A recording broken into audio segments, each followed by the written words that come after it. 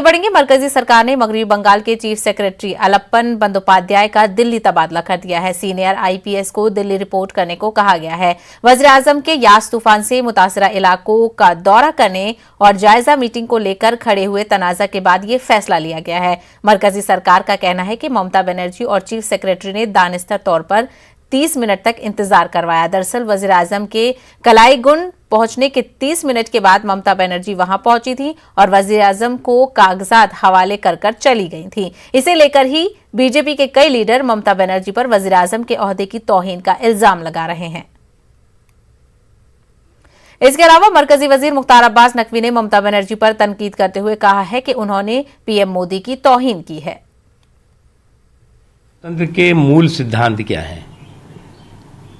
जीत की अपना ग्रेस होता है और हार की अपनी डिग्निटी होती है।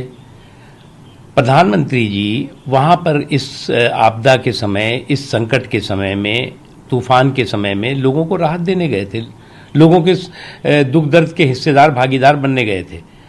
और खुद मुख्यमंत्री जी को इस बात का एहसास होना चाहिए था कि प्रधानमंत्री जी किस लिए आए हैं। आप जो है वहां पर अपना पॉलिटिकल स्कोर करने में लग गई। एक बहुत ही शर्मनाक काम और एक बहुत ही बेहुदा काम मुख्यमंत्री जो पश्चिम बंगाल की हैं उन्होंने किया है।